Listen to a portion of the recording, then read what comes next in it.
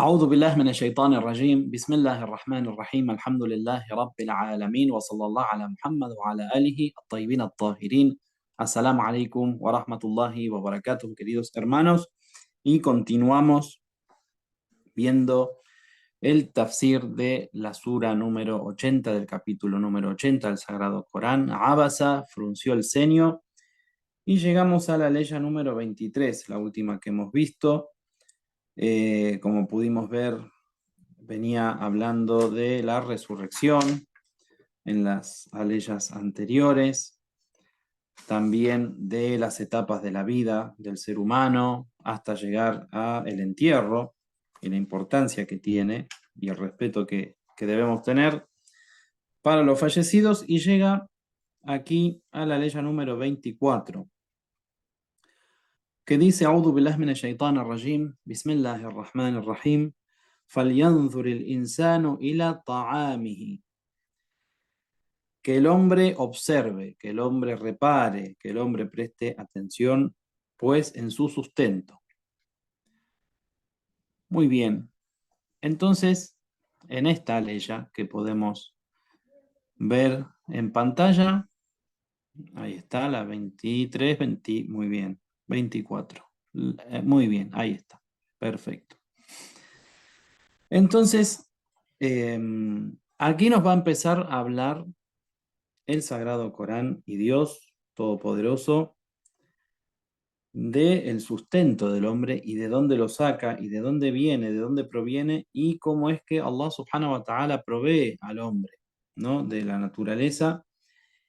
Y de una forma también nos hace reflexionar, y estas aleyas nos hacen reflexionar en algo que está a la vista de todos nosotros, que es el ciclo de la naturaleza y cómo Dios, a través de las lluvias, a través de el crecimiento de las plantas, de los árboles frutales, de la vivificación de las tierras áridas, va a alimentar al hombre y de los ganados también, por supuesto. Y que todo esto es con el poder divino, es decir, que el hombre por sí solo no puede, por más que hoy, por ejemplo, sepa cómo trabajar la tierra. Fíjense como en algunos lugares, cuando hay sequías, ¿no?, empiezan a aumentar los precios y la gente empieza a tener temor, porque verdaderamente dependemos siempre de Allah subhanahu wa ta'ala. Entonces, esta ley ya lo que dice falyanzur, es decir, habla de una orden de observar, de reparar, de pensar, de reflexionar en aquello con lo que Dios alimenta al hombre. Entonces, puede tener varias interpretaciones esto. En primer lugar, que reflexione justamente en esos procesos que hay, en ese orden en el que el planeta, digamos, con un orden claro, establecido, administrado, puede darnos lo que contiene y pueden florecer las plantas, va a nombrar las vides, digamos, da ejemplos, digamos, como para que la interpretación del Sagrado Corán o los intérpretes tengan, digamos, tengan la opinión de que se está refiriendo justamente a esto, ¿no? A lo maravilloso que es la naturaleza y lo grande que es, digamos, el sistema con el cual el hombre puede sustentarse en el mundo. Entonces, esa es una reflexión, y en que Dios también pone todo a nuestra disposición, incluso la sabiduría de cómo trabajar la tierra. Todo eso parte de Dios. Como hemos dicho en algunas otras oportunidades, los grandes descubrimientos de la humanidad también han venido de la mano de los profetas, ellos que eran pastores también y que enseñaban a trabajar la tierra. Y de la misma forma, hay algunos intérpretes que esto de Yanzor van a tener la opinión de que significa que el ser humano observe con aquello que se alimenta o de qué forma lleva los alimentos a su estómago, ¿no? Esa es una interpretación que también vale. ¿Y qué quiere decir con esto? Quiere decir que el hombre debe reflexionar sobre de dónde obtiene las ganancias, de dónde obtiene, digamos, su dinero diario y que esto sea lícito, por supuesto.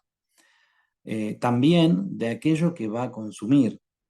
Como nosotros sabemos, en el sistema, digamos, de administración que tiene Dios para el mundo, hay un sistema que es la naturaleza, hay otro sistema que es su propia facultad de decir kun fayakun, sé y es, y de crear, digamos, de la nada, y a eso después darle una naturaleza.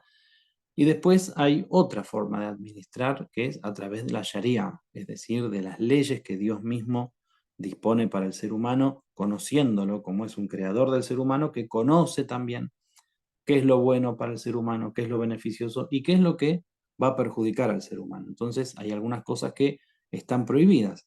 Dentro de los alimentos lo mismo sucede, que hay alimentos que están prohibidos y que, como sabemos bien, el consumo de ellos es perjudicial para el hombre. Entonces, también debe haber una reflexión, no solamente en la maravillosa naturaleza y en todo lo que nosotros podemos obtener de ella, y en que esto depende pura y exclusivamente de Allah, porque el hombre puede llegar a hacer grandes avances, pero siempre la palabra final la tiene Dios en todo, ¿no?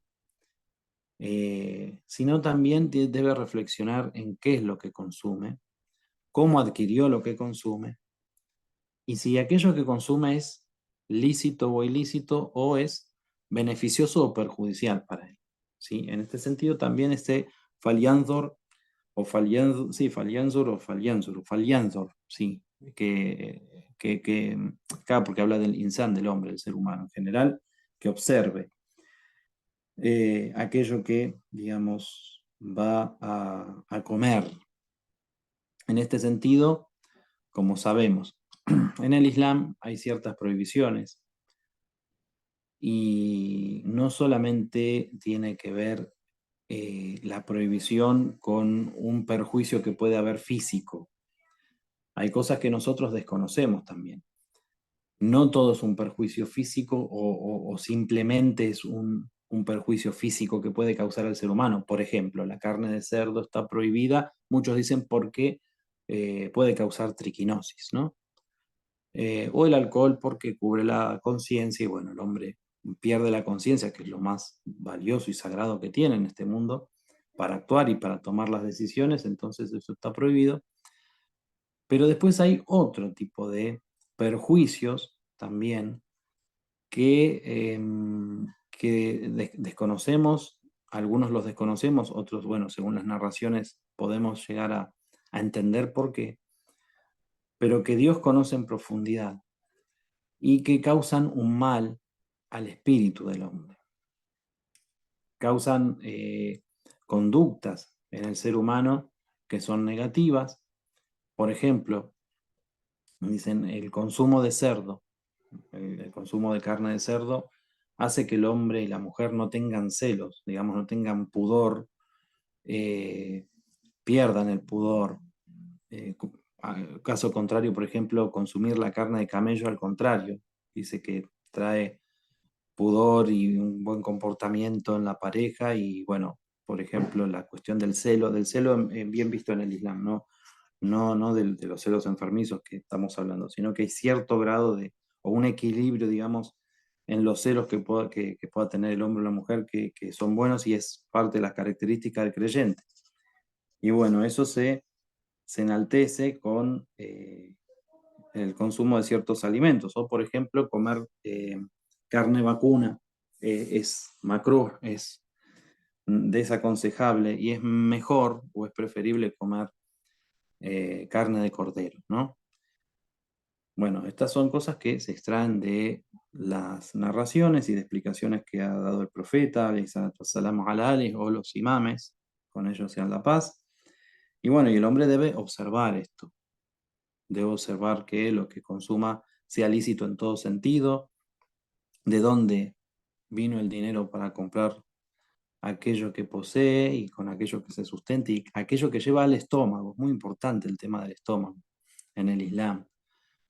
Eh, y por supuesto que lo que vaya a consumir también sea lícito porque sea sacrificado al rito islámico. Eso es muy importante.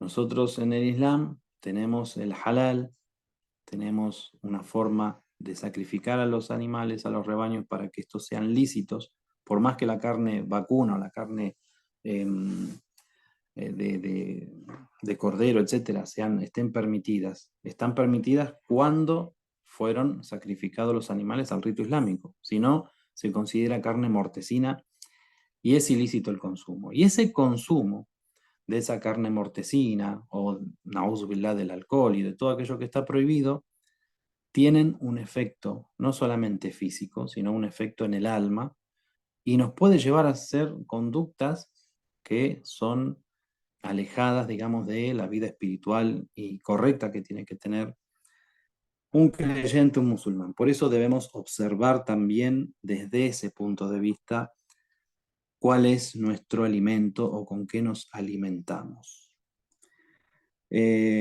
Ambas interpretaciones son correctas, podemos decir. Y también, por otro lado, parte del sustento o del alimento que puede tener el ser humano es el alimento espiritual. Y también debe observar con qué alimenta su espíritu.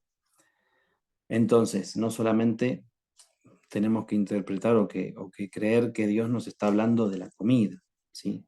Meramente, sino que no, es todo con lo que el hombre se va a alimentar, con lo que el hombre va a hacer desarrollar su cuerpo, sus músculos, su fuerza, a su vez su espíritu, a su vez su moral, ¿sí?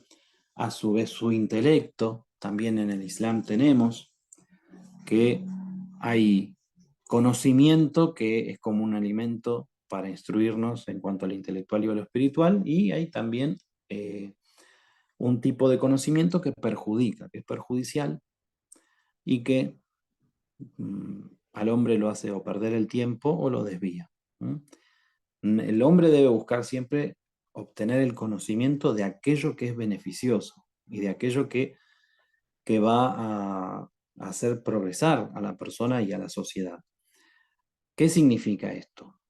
¿O quién determina cuál es digamos, el conocimiento beneficioso y cuál es el perjudicial? Bueno, eso obviamente la lógica misma nos dice que, a ver, nosotros con conocer ciertas cosas que hay en el mundo, eh, que desvían a las personas, ¿no? Por ejemplo, hay gente que a veces puede llegar a perder tiempo en internet mirando, no sé, cómo se hace una bebida alcohólica, o cómo se produce, o cómo, no sé, esas cosas, ¿no?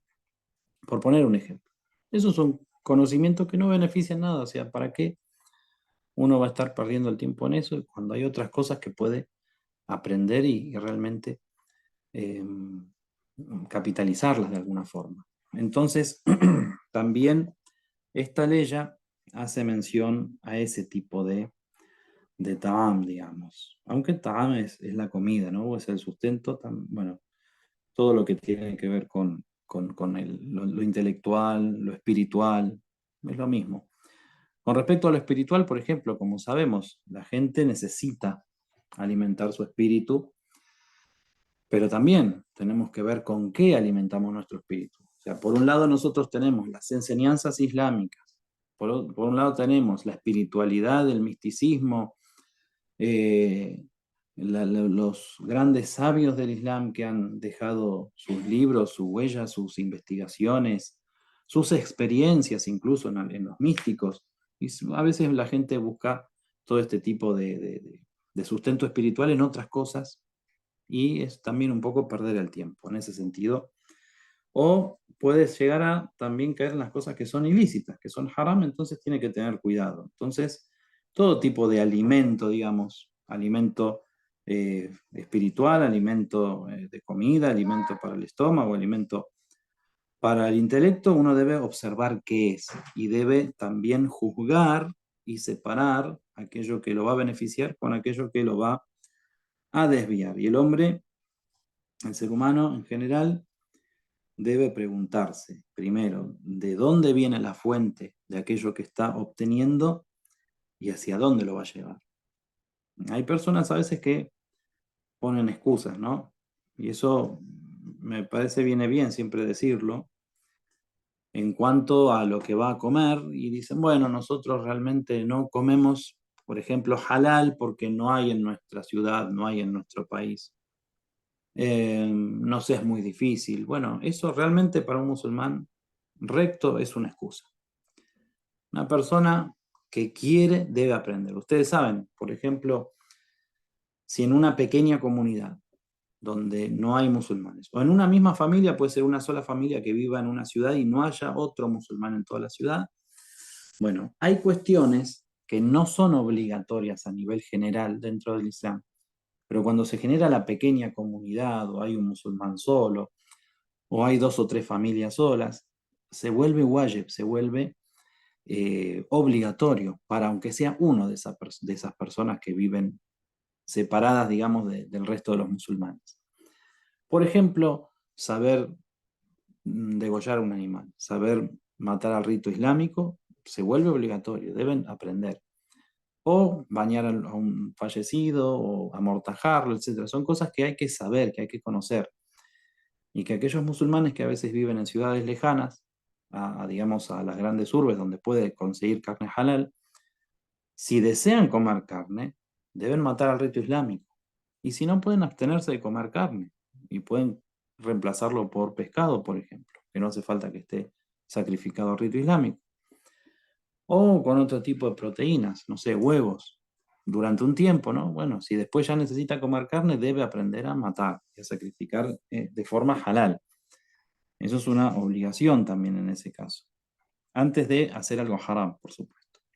Entonces, observar esto es muy, muy importante. Y esta ley ya en parte se refiere a eso y en parte también se refiere, como dijimos al principio, a observar, y ahora va a venir a dar algunos ejemplos, la creación en general y cómo Dios nos alimenta de distintas formas. Entonces, continúa y dice, Ana, esperen que lo voy a leer de la pantalla porque no tengo el Corán acá.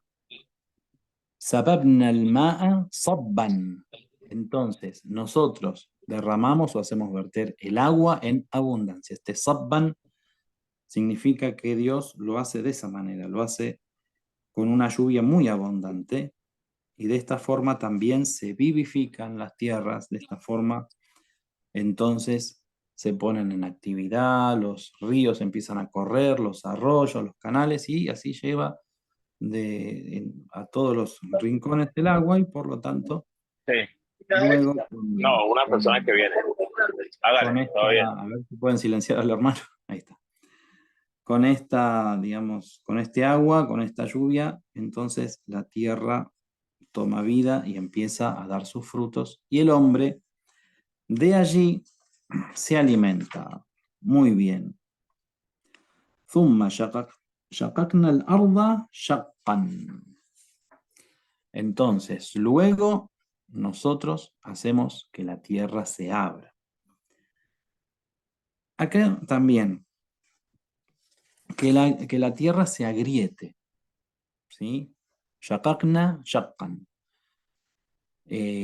Agrietamos la tierra, se puede decir también.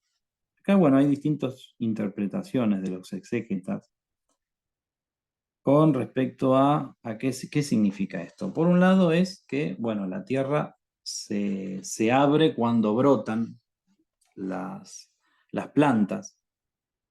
Entonces, esa tierra que Dios regó, que llegó el agua, que, bueno, las semillas empiezan a brotar, va a llegar un punto en donde la tierra cede, da paso y se agrieta para que salga ese sustento que el hombre está esperando. Eso es una interpretación.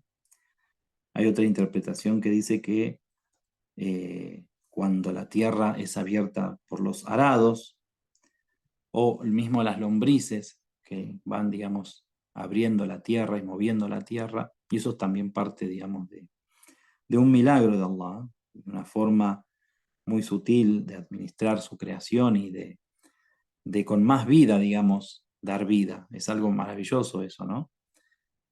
Entonces la tierra se vivifica, brotan las plantas y a su vez también las lombrices van haciendo su trabajo. Esa es otra interpretación. Y bueno, hay otra más sobre esto que dice que, bueno, la tierra estaba toda como cubierta por rocas, era todo rocoso, y que con las lluvias y los movimientos de las placas, etcétera, esas grandes, digamos, masas de piedra, podemos decir, o de roca, que estaban en la superficie de la tierra, fueron rompiéndose, agrietándose y dando paso a la tierra, y la misma tierra también va moviéndose con el agua y,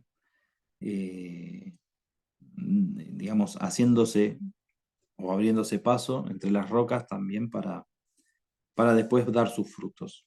En todo esto, digamos, podemos decir que no hay discrepancia entre una opinión y la otra, que se pueden tomar todas, y que estos versículos lo que en realidad nos están demostrando es el poder de Allah subhanahu wa ta'ala con respecto a la tierra y aquello que nosotros comemos y cómo es que Dios lo vivifica.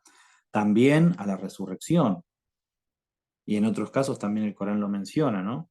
Que de una tierra muerta vuelve a dar la vida, y que, como también dice el Corán, toda vida viene del agua, y entonces los brotes eh, empiezan a desarrollarse, a crecer, y eso también es un alimento tanto para el ser humano como para los animales. Entonces dice, en la próxima ley, ley número 27, ahí muy bien, dice, y hacemos que brote en ella el grano, el habban. Muy bien. Bueno, lo mismo, ¿no? Como sabemos, de los granos se alimenta el hombre, se alimentan también los animales. Es una de las principales fuentes de alimento del ser humano, y que, como sabemos, dependen mucho del agua, de la cuestión del agua, de los riegos, de que llueva, de que no haya sequías. Entonces nombra el grano primero.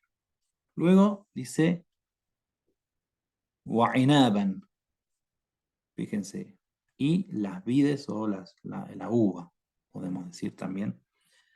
Nombra la uva, la vid, inab, y este qad, que nombra también, qad, es la hierba, o todo tipo de vegetales que el hombre puede comer o que los animales también pueden comer. Entonces nombra el grano, la vid y las hierbas en general. Con respecto a la vid, también podemos decir que es uno de los alimentos que el Corán menciona, las uvas, o la uva, como dice ahí, el inab.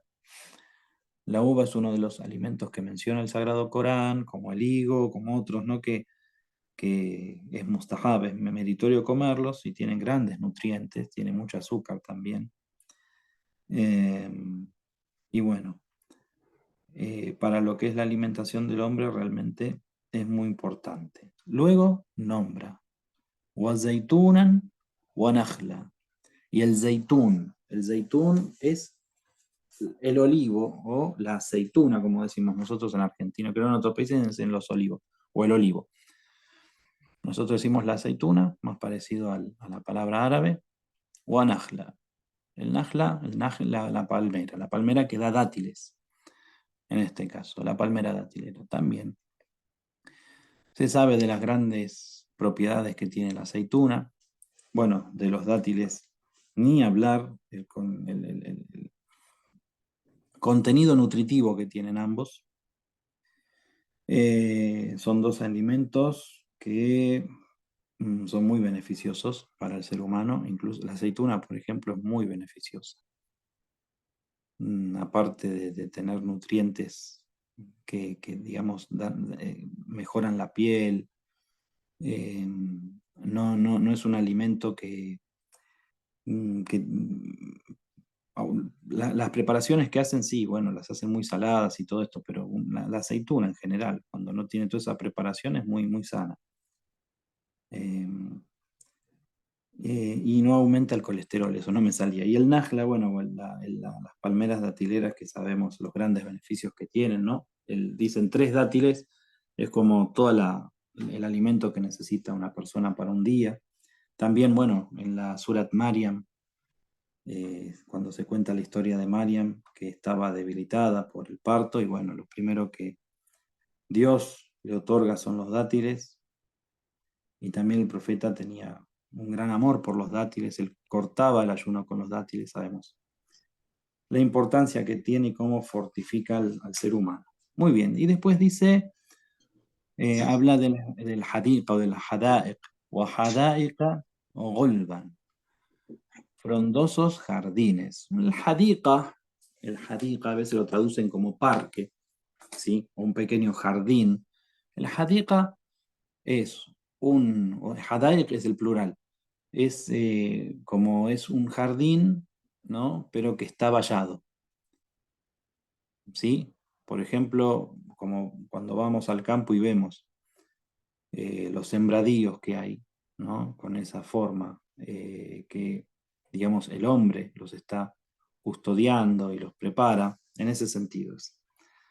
Entonces, de esto lo que podemos decir es que, bueno, el hombre mismo también tiene el acceso o el conocimiento para hacer este tipo de huertas, ¿m? Y de allí alimentarse. ¿Qué más hay para decir de esta leya? Bueno, utiliza también gulban, frondoso, que también puede ser fuerte, podemos decir fuerte, digamos, bien, bien preparado. Y nombra después wafakihatan wa abban. El fakiha, que son las frutas. El fakiha o el fawakih son las frutas que también sabemos que son muy beneficiosas para el consumo del ser humano. Eh, y aquí, bueno, los intérpretes también dicen que, bueno, acá me hace mención del consumo de frutas, lo importante que es, esos son detalles que no vienen al caso, pero bueno, habla de acá, abban, ¿m? Que significa el pasto, muy bien, los pastizales.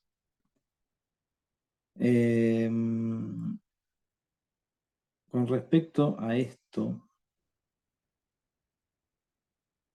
hay un dicho de Ali alayhi salam sobre el significado correcto de esta abban o ab. Dice, son las hierbas que constituyen una gracia de Dios para sus siervos y los animales, y que son la base de la vida y el fortalecimiento de los cuerpos. Es decir, también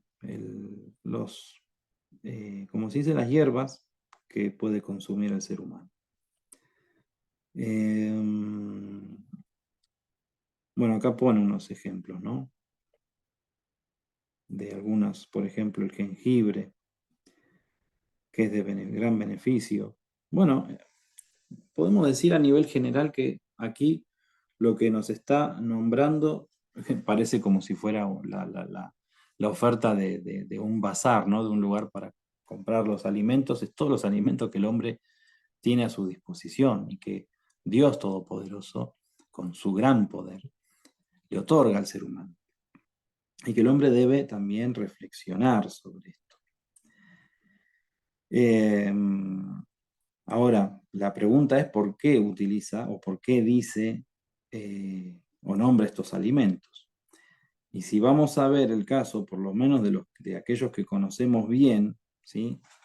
Es que, por ejemplo, la uva, si quieren, podemos agregar el jengibre también, la aceituna, los granos, son más o menos lo que el ser humano de lo que el ser humano se puede beneficiar muy bien. O sea, el dátil y la aceituna, por ejemplo, realmente es muy beneficioso. Eh, También podría nombrar otros, y en el Corán nombra, de hecho, otros frutos, otras frutas. Pero bueno, todo lo que ha nombrado es de un gran, digamos, apoyo en cuanto a lo alimenticio para el ser humano. Muy bien, entonces dice, mata'an lakum walil an'amikum, es decir, que mata'an es el disfrute, como dice ahí. De ahí viene la palabra muta'a, que tanto a veces trae problemas, el tema del casamiento temporal, ¿sí? Mata'an significa eso, que es para el disfrute de ustedes, lakum, wali an'amikum, y para los rebaños de vosotros, o bueno, los ganados de ustedes. Es decir, que no solamente el ser humano, sino que también los animales se pueden beneficiar de todos estos comestibles. Ahora, eh, también, bueno, aquí dice que esta palabra mata'an significa todo aquello de lo que el hombre se beneficia. Puede ser también, puede ser. Pero bueno, tiene que ver, y la traducción me parece mucho mejor cuando dice para el disfrute vuestro y de vuestro ganado. Aunque también hay un beneficio, porque son cosas que están permitidas, por lo tanto, hay un beneficio en ellas. Muy bien. Entonces, para llegar y cerrar este tema, porque ya después entra en otro tema, a ver, vamos a ver qué tenemos aquí. Sí, entonces, hay una reflexión que se debe hacer en tres aspectos de aquello que se consume o de aquello con lo que nos alimentamos. En primer lugar es el gran milagro de parte de Dios de poner todos estos alimentos, incluso los rebaños también al servicio del hombre. Sabemos que todo lo que Dios ha creado en este mundo material está al servicio del hombre y que el hombre debe utilizarlo tal y como Dios enseñó y que por esa razón también debemos observar no solamente el milagro de la administración de Dios, sino debemos observar qué es lo que vamos a tomar y cómo lo vamos a tomar del mundo. Y eso también nos hace reflexionar en la forma en que lo tomamos, ¿no? Por ejemplo, en el Islam, ya que habíamos hablado de los rebaños y de comer carne sacrificada al rito islámico, que si no es ilícita, la forma de sacrificar también entra dentro de lo que es la reflexión que debe tener el hombre al respecto. ¿Sí? En las normas islámicas también tenemos que el trato al animal debe ser muy respetuoso, de que, por ejemplo, un animal no debe ser sacrificado delante de sus crías. Por supuesto, hoy hay toda una industria muy grande y a veces una industria muy criminal en cuanto a lo que son los manejos de las carnes animales. Y bueno, el musulmán debe reparar en todas las normas islámicas, no solamente en lo que es obligatorio, sino en las cuestiones morales también, que son muy importantes. Entonces, observar en este punto, desde este punto de vista también, aquello que va a llevar a su estómago, o aquello que va a aprender, o aquello con lo que va a nutrir su espíritu. Eso por otro lado. Y también a reflexionar sobre los beneficios que tiene realmente una buena alimentación en cuanto al todo, o sea, alimentación espiritual, alimentación física y alimentación intelectual. El hombre debe observar, falyanzur. Entonces, pues que observe, es una orden de parte de Allah. Y en este sentido, bueno, todos debemos observar aquello que dejamos entrar por nuestros ojos, por nuestro estómago, por nuestros oídos. Muy importante. Y también como último punto o última observación de esto, es que cuando Allah habla de aquello que hizo lícito para el ser humano y aquello que prohibió para el ser humano, en el Sagrado Corán lo dice claramente, que Dios ha prohibido aquello que es en contra del ser humano y permite aquello que es en favor del ser humano. Por lo tanto, a veces no tiene que haber tanta cuestión, tanto cuestionamiento de parte del ser humano, del hombre. Nosotros, con el intelecto que Dios nos dio, aceptamos a Dios, pero las cuestiones prácticas, aquello que Dios, una vez que entendimos a Dios, una vez que creemos en Dios, nos sometemos a Él. Y todas esas cuestiones prácticas, no hay que buscarle tanto la vuelta o como se dice, ¿no? La quinta pata al gato, como dice. No, una vez que una persona reconoce a Dios y lo acepta, entonces, bueno, lo que es práctico debe hacerlo y ya está, porque está sometido a Allah. Entonces, mucho cuidado con las cuestiones alimenticias, sobre todo con lo que es consumir aquello que no es lícito, que es haram, que está prohibido, porque tiene un efecto luego en nuestra capacidad también de comunicarnos con Dios. Así como nos puede arrastrar a conductas indecentes, por ejemplo, el consumo de carne de cerdo, ni que hablar el alcohol, Dios no lo permita, el no consumir carne lícita, carne que está matada al rito islámico, también tiene efectos. Y consumir mucha carne también, aunque sea el halal, también tiene efectos. Dicen que el profeta cada 40 días comía carne, que digamos hay un efecto en el comer mucha carne que lo que hace es que el hombre no tenga ese nivel de espiritualidad que pueda llegar a tener cuando se abstiene de comer mucha carne. Y por otro lado también hay consejos de los imames, consejos muy famosos, por ejemplo, Imam Jafar Sadiq, alayhi salam, que aconsejaba no consumir mucha carne, ni muchas grasas, ni alimentos así, digamos, muy grasosos, porque eso hacía que la sangre se espese y que pueda dar una explosión, digamos, la palabra en árabe es esa, pero hoy sabemos que es un infarto, ¿no? Tanto en el corazón como en la cabeza. Fíjense, hace 1400 años casi que el imam daba estos consejos cuando todavía se le burlaban a él, se burlaban de que cómo vos decís que la sangre corre por adentro del cuerpo, ¿cómo sabes eso? Él decía que se espesaba, entonces corría por el cuerpo, por el torrente sanguíneo con dificultad y eso provocaba enfermedades. Subhanallah. Entonces en todo eso tenemos que reflexionar, inshallah. A partir de ahora empieza ya a hablar de otro tema y ya estamos llegando al final, que lo vamos a dejar, si Dios quiere, para la próxima clase. Y ya creo que terminamos con la ayuda de Dios con este capítulo, la próxima clase, inshallah. Walhamdulillahi Rabbil Alamin, wa salamu alaikum wa rahmatullahi wa barakatuh. Que Dios los bendiga.